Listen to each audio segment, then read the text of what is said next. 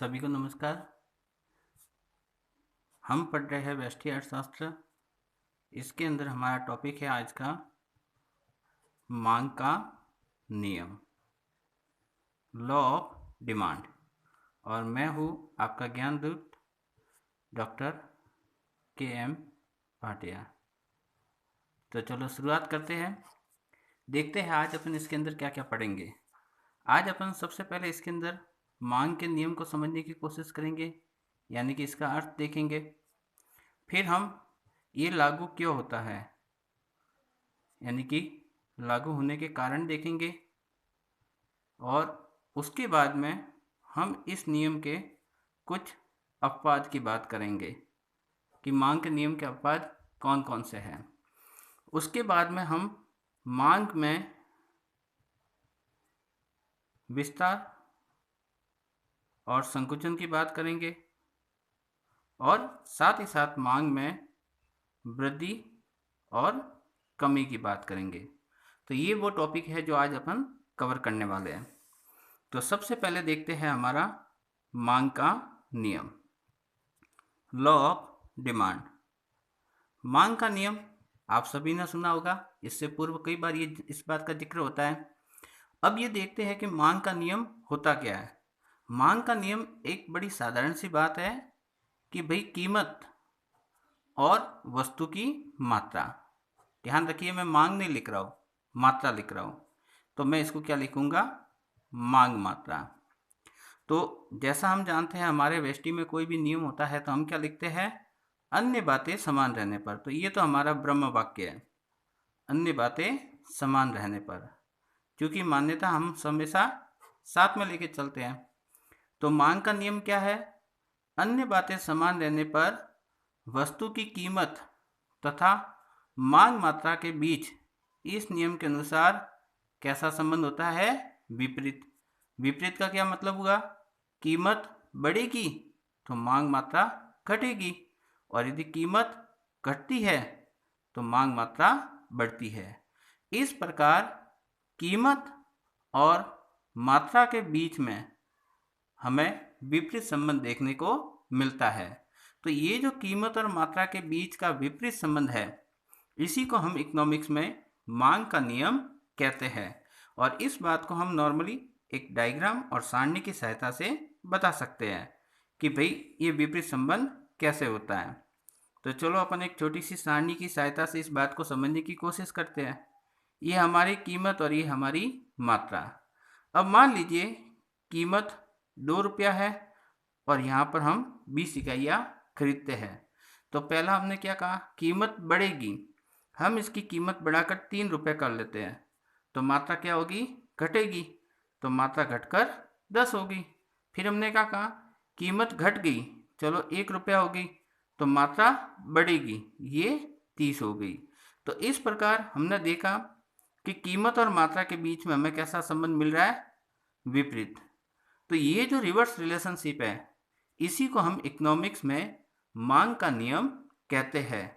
और इसी मांग के नियम को दर्शाने के लिए हम एक इसके अंदर जो डायग्राम की सहायता लेते हैं वो हमारा इस तरह से है। जैसे ये मैं विपरीत संबंध बताने के लिए मांग वक्र है, और इसके अंदर हम जैसे कीमत घट गई तो मात्रा बढ़ेगी और कीमत बढ़ गई तो मात्रा घटेगी। तो ये जो हमारी कीमत और मात्रा के बीच में विपरीत संबंध दर्शाने वाला वक्र है, यही हमारा मांग का नियम है। तो अब इसके अंदर जैसा मैंने कहा अन्य बातें, अब ये अन्य बातें होती क्या है, तो अन्य बातें एक्चुअल में हमारी क्या होती है, ये हमारी मान्यता है। तो कोई भी नियम लागू होने के लिए कुछ शर्तें हैं। मान्यता एक्चुअल में क्या होती है, शर्तें होती है, जिनके पूरा होने पर ही ये नियम कार्य करेगा। तो ये शर्तें क्या है, जैसे हमारा उपभोक्ता विवेकशील है, हम जिस वस्तु की बात कर रहे हैं उस वस्तु की कीमत भविष्य में स्थिर रहेगी, उसमें ज़्यादा परिवर्तन का चांस नहीं रहेगा। हम जिस उपभोक्ता की बात करते हैं उसकी इनकम स्थिर रहेगी। हम मान के चलते हैं कि आने वाला समय भी सामान्य होगा। साथ ही साथ हमारा जो उपभोक्ता है उसकी आदत, रुचि और फैशन में कोई परिवर्तन नहीं होगा। हम ये भी मानते हैं कि हमारा उपभोक्ता इसी तरह से समान व्यवहार लगातार करता रहेगा। तो ये थोड़ी बहुत हमारी मान्यता है। हम ये मानते हैं कि जब हम मांग का नियम अध्ययन करेंगे तो इन मान्यता की पूर्ति या इनका पूरा होना अनिवार्य है। यदि हमारी मान्यताएं पूरी नहीं हुई तो हमारा मांग का नियम इस तरह से कार्य नहीं करेगा जैसा हमने अभी पढ़ा है। अर्थात कीमत बढ़ेगी तो मात्रा घटेगी, कीमत बढ़ेगी तो मात्रा घटेगी, और यदि कीमत घटेगी तो मात्रा बढ़ेगी। यानी कीमत और मात्रा के बीच का जो विपरीत संबंध है वो इन शर्तों के पूरा होने पर ही हमें देखने को मिलेगा, अन्यथा स्थितियां कुछ और भी हो सकती है।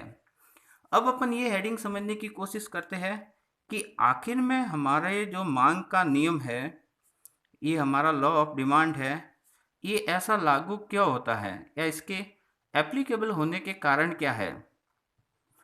लागू होने के कारण, तो मांग का नियम ऐसा ही क्यों होता है, अर्थात हमेशा हम देखते हैं तो कीमत बढ़ने पर मात्रा घटेगी और हमारा मांग वक्र हमेशा ऐसा ऋणात्मक हमको मिलेगा। तो ऐसा ये हमेशा नेगेटिव ही क्यों रहता है, इसके पीछे कारण क्या है। वैसे बहुत सारे कारण हो सकते हैं, उनमें से सबसे पहला कारण है सीमांत उपयोगिता ह्रास नियम। क्योंकि ये नियम हमने पहले भी खूब सुन रखा है। तो हमारे मांग के नियम का जो बेस है ये सीमांत उपयोगिता ह्रास नियम है। मांग का नियम लागू होने में जो सबसे पहला कारण है वो है सीमांत उपयोगिता ह्रास नियम। अब सीमांत उपयोगिता ह्रास नियम की वजह से हमारा मांग का नियम कैसे लागू होता है, तो उसके लिए जरूरी है कि पहले हम सीमांत उपयोगिता ह्रास को सीखें। ये सीमांत उपयोगिता ह्रास नियम क्या है, सीमांत उपयोगिता का ह्रास। इसका मतलब हमारा उपभोक्ता जब किसी वस्तु को लगातार प्रयोग करेगा तो उससे मिलने वाली सीमांत उपयोगिता कैसी होगी, घटती हुई होगी। तो ये जो घटती हुई सीमांत उपयोगिता है, इसी प्रवृत्ति को हम इकोनॉमिक्स में क्या कहते हैं, सीमांत उपयोगिता ह्रास नियम। अब इसका मांग के नियम के साथ क्या लेना देना है, तो यहाँ पर हमें यह समझना भी जरूरी है कि हमारा उपभोक्ता नॉर्मली जो प्राइस देता है वो किसके बराबर देता है, सीमांत उपयोगिता के बराबर। इसका मतलब मेरा उपभोक्ता ये जो पहली इकाई है उसको खरीदने के लिए कितने पैसे दे सकता है, 15 रुपये, दूसरी के लिए 10 रुपये और तीसरी के लिए 5 रुपये, क्योंकि हमारा उपभोक्ता अधिकतम मूल्य उसकी सीमांत उपयोगिता के बराबर दे सकता है। तो ऐसी स्थिति में हमारा उपभोक्ता इतना इतना मूल्य दे सकता है। अब अपन मांग के नियम को फिर से देखते हैं कि हमारा उपभोक्ता 15 रुपये पहली इकाई के लिए दे सकता है, दूसरी इकाई के लिए अधिकतम 10 रुपये दे सकता है और तीसरी इकाई के लिए 5 रुपये, क्योंकि इनसे मिलने वाली सीमांत उपयोगिता भी ऐसी है। तो अब इस केस में क्या होता है, जब 15 रुपये प्राइस होगी तो हमारा उपभोक्ता कितनी इकाइयाँ खरीदेगा, केवल एक। यदि कीमत 10 रुपये हुई तो अब हमारा उपभोक्ता दूसरी इकाई भी खरीदेगा, तो वस्तुओं की संख्या कितनी हुई, 2। और यदि इसकी कीमत घटकर 5 रुपये हो जाती है तो उस पर वो तीसरी इकाई भी खरीदने को तैयार हो जाएगा, तो मात्रा बढ़कर कितनी हो जाएगी, 3। और इस स्थिति में आप देख सकते हैं फिर से हमारा मांग का नियम लागू हुआ कि नहीं हुआ। ज्यों ज्यों कीमत घटती जाती है त्यों त्यों आप देख सकते हो मात्रा भी बढ़ती जाती है। तो इस प्रकार सीमांत उपयोगिता ह्रास नियम के कारण हमारा उपभोक्ता इस तरह से बिहेव करेगा और स्वतः ही मांग का नियम अपने आप लागू हो जाता है। तो मांग के नियम को लागू होने में पहला कारण क्या था, सीमांत उपयोगिता ह्रास नियम। दूसरा क्या कारण है, तो दूसरा है आय प्रभाव, इनकम इफेक्ट। अब अपन ये समझते हैं कि इनकम इफेक्ट क्या होता है, ये आय प्रभाव क्या होता है। तो देखिए ये हमारे उपभोक्ता के पास में 100 रुपये, एक छोटा सा उदाहरण समझते हैं और ये बड़ा सिंपल सा एग्जाम्पल है, अपने दिमाग में ये बातें समझ में आ जाती है। हमारा उपभोक्ता घर से 100 रुपये लेकर, ये उसका बजट 100 रुपये लेकर चला, ये जो सामान खरीदना था वो 10 रुपये भाव है उसका, तो उसकी कितनी इकाइयाँ आएगी, 10 इकाइयाँ आनी है। लेकिन आज क्या हुआ, ये वस्तु आज 5 रुपये में मिल रही है, तो इसको ये 10 इकाइयाँ कितने में मिल जाएगी, 50 रुपये में। उसके पास में कितने थे, 100 रुपये, तो 50 रुपये में तो उसको पहले जितनी मात्रा मिल गई। अब वो तो घर से 100 रुपये लेके चला था, तो ये जो 50 रुपये उसको बचत मिली है, बचत काय की मिली है कीमत में कमी होने के कारण। तो कीमत में कमी होने के कारण उसको जो बचत मिली है उसी को अपन क्या कहते हैं, आय प्रभाव।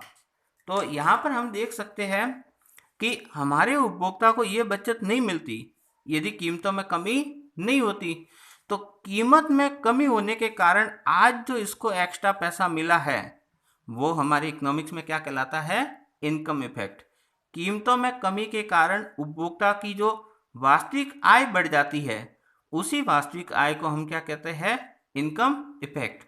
तो ये जो वास्तविक आय हमारी बढ़ गई ये हमारा आय प्रभाव है।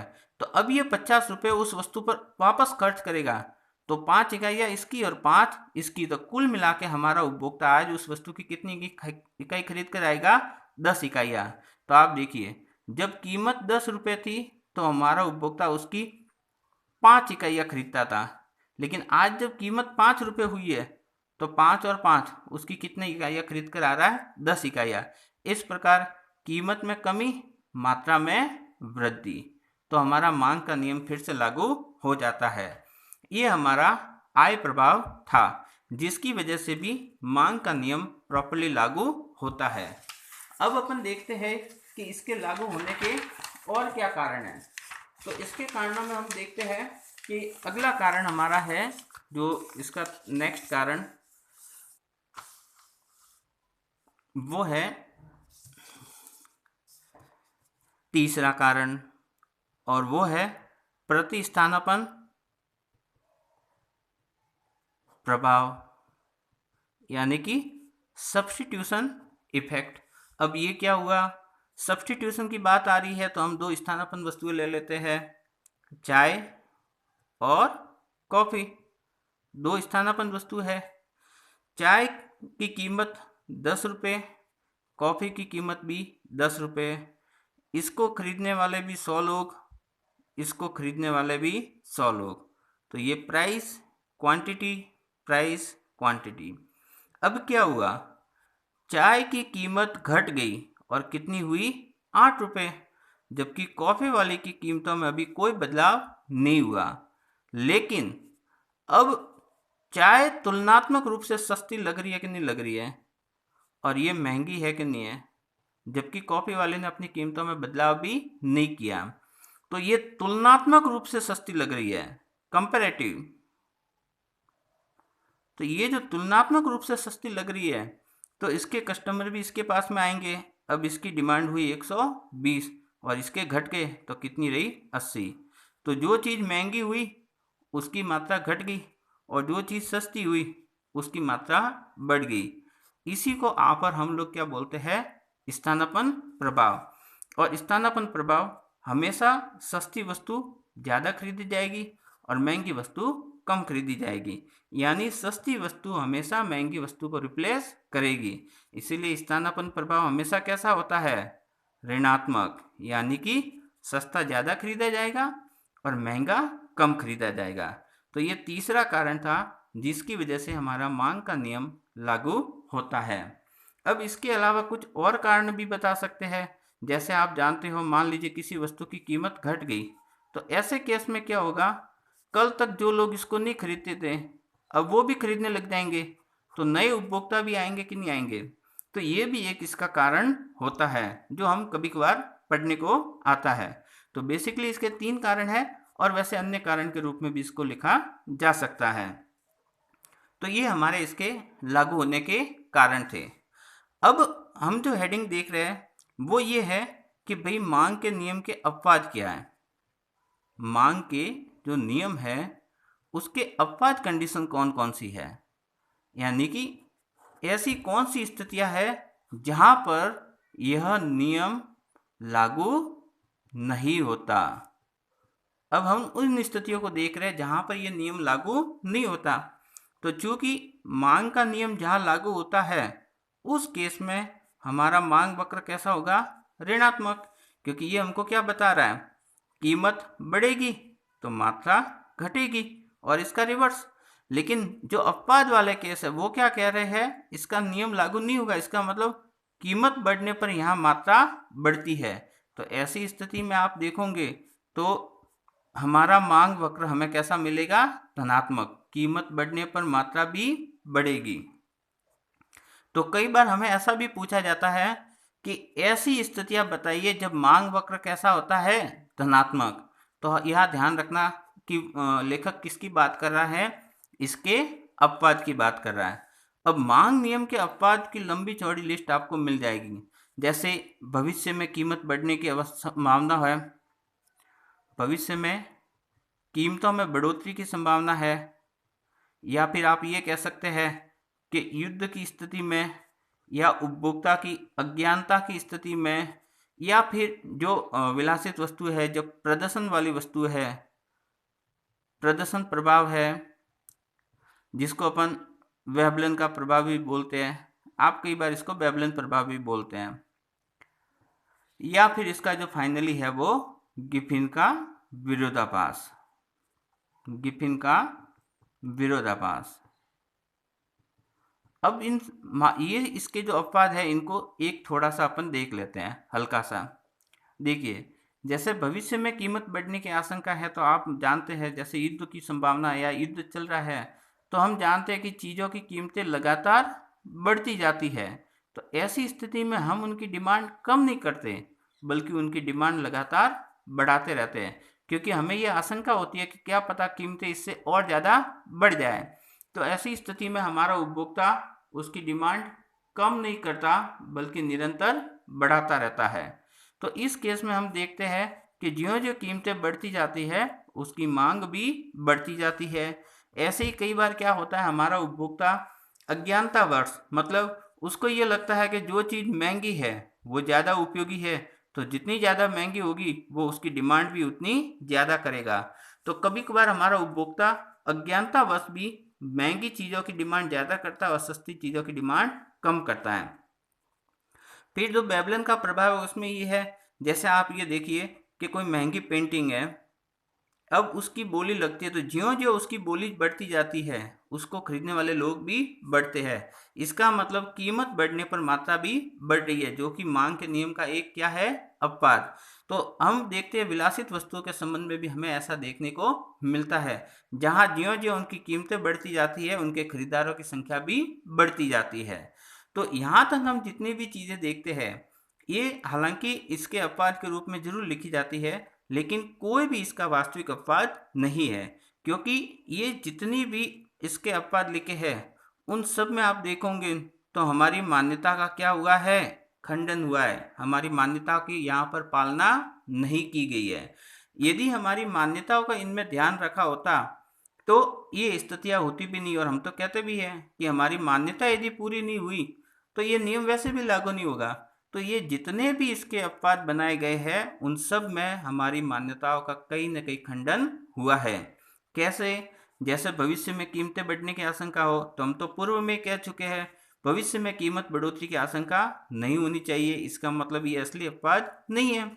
परिस्थितियाँ सामान्य होने चाहिए, युद्ध तो असामान्य स्थिति है, तो ये भी सही अपवाद नहीं है।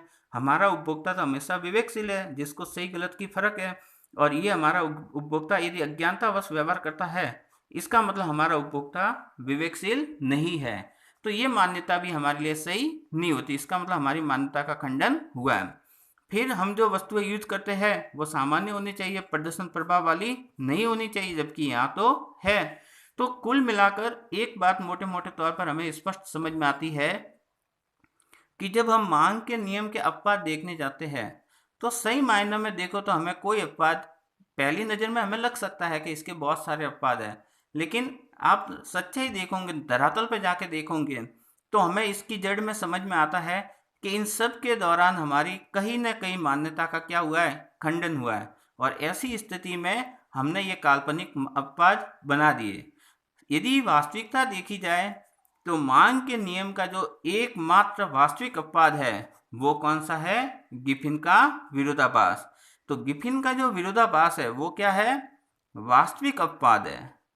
अब हम ऐसा क्यों कह रहे हैं? क्योंकि पूरी दुनिया में गिफिन का विरोधाभास ही मांग के नियम को झूठा साबित करने में सक्षम है, और ये स्थितियां वास्तव में हमें देखने को मिलती है। अब आइए अपन समझते हैं कि गिफिन का विरोधाभास क्या था। विरोधाभास। देखो यहाँ पर दो चीजों का जिक्र होगा जिन्हें आपको ध्यान रखना है। एक तो होती है निकृष्ट वस्तुएं, जिनको आप इंफीरियर गुड्स या घटिया वस्तुएं भी कहते हैं, और इन्हीं निकृष्ट वस्तुओं के अंदर होती है गिफिन वस्तुएं। इसका मतलब मैं जो सेंटेंस कह रहा हूं उसको ध्यान से सुनिएगा। सभी गिफिन वस्तुएं निकृष्ट वस्तुएं है, समझ गए? लेकिन सभी निकृष्ट वस्तुएं गिफिन वस्तुएं नहीं है, क्योंकि बहुत सारी ऐसी वस्तुएं हैं जो निकृष्ट तो है लेकिन गिफिन नहीं है। तो अब इनमें फर्क क्या? निकृष्ट वस्तुओं पर मांग का जो नियम है, लॉ ऑफ डिमांड है, वो लागू होता है, जबकि गिफिन वस्तुओं पर मांग का नियम लागू नहीं होता। तो अब मैंने मेरा सेंटेंस वापस रिपीट कर रहा हूं।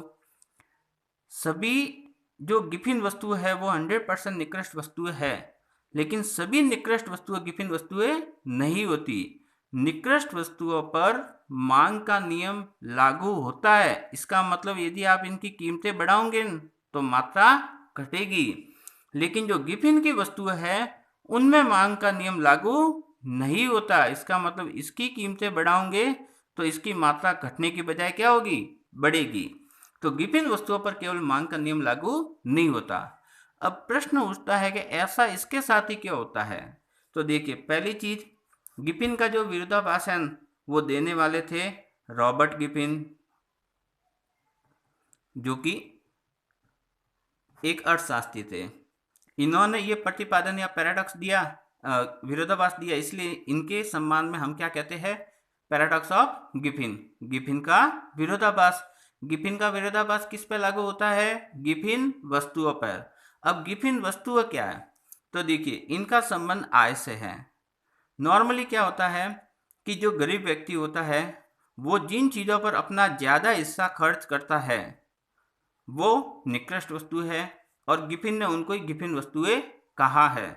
अब क्या होता है इन वस्तुओं के संबंध में? जैसा कि इससे पूर्व में अभी मैंने आपको बताया था, ये वाली कंडीशन, ये आय प्रभाव के अंतर्गत। तो यहां हमने ये सीखा था, एक सेकेंड, क्योंकि इसी की जरूरत वापस वहां पड़ेगी।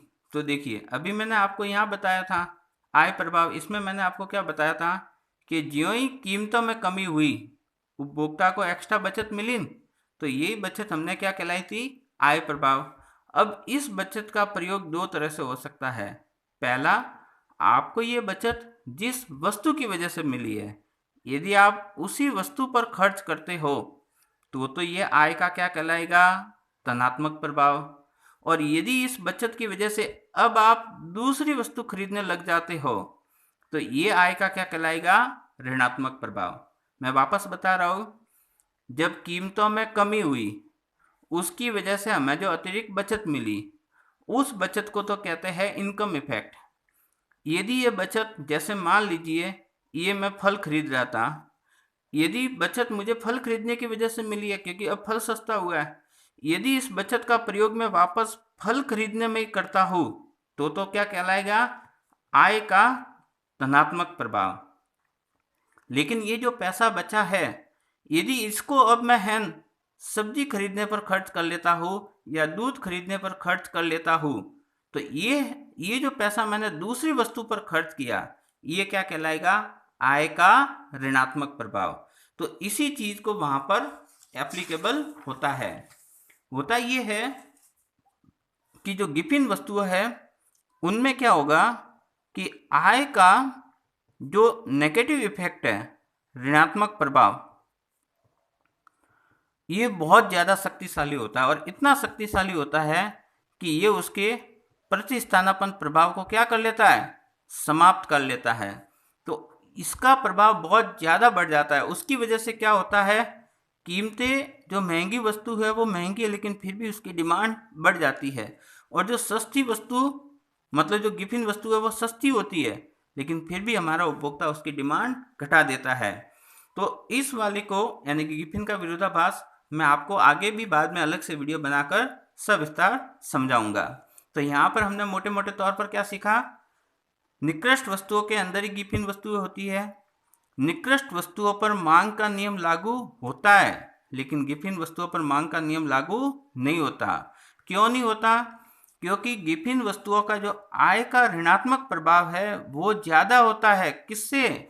उसके प्रतिस्थापन प्रभाव को। और ये इतना ज़्यादा होता है कि उसके प्रतिस्थापन प्रभाव के वो समाप्त कर लेता है। तो ऐसी स्थिति में क्या होता है? जो वस्तु महंगी होती है फिर भी उसकी डिमांड हमारा उपभोक्ता बढ़ाता है, और जो वस्तु सस्ती होती है गिफिन वस्तु है लेकिन फिर भी हमारा उपभोक्ता उसकी डिमांड घटाता है।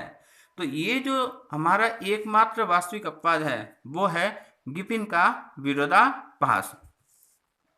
तो ये हमारे मांग के नियम के अपवाद थे जो हमने यहाँ पर देखे थे। अब मैं आपको दो तीन चीज़ें एक बार बता देता हूँ। देखिए, जब आपने मांग के नियम को पढ़ा होगा तो इस चैप्टर में आपने बहुत सारे शब्द पढ़े होंगे। जैसे एक होती है मांग, एक होती है मांग मात्रा, एक होता है मांग का नियम, एक होता है मांग की लोच, और एक होता है मांग फलन। ये सभी शब्द हमें एक जैसे लगते हैं, लेकिन चूंकि as a student of economics हमें इन सब के बीच का फर्क पता होना चाहिए, क्योंकि एक साधारण व्यक्ति के लिए इनमें कोई अंतर नहीं होता, लेकिन एक इकोनॉमिक्स वाले स्टूडेंट के लिए हर एक वर्ड अपने आप में एंटीक है और हर एक शब्द का बहुत गहरा अर्थ होता है। मांग किसी वस्तु की वह मात्रा है जिसे हमारा उपभोक्ता निश्चित कीमत और निश्चित समय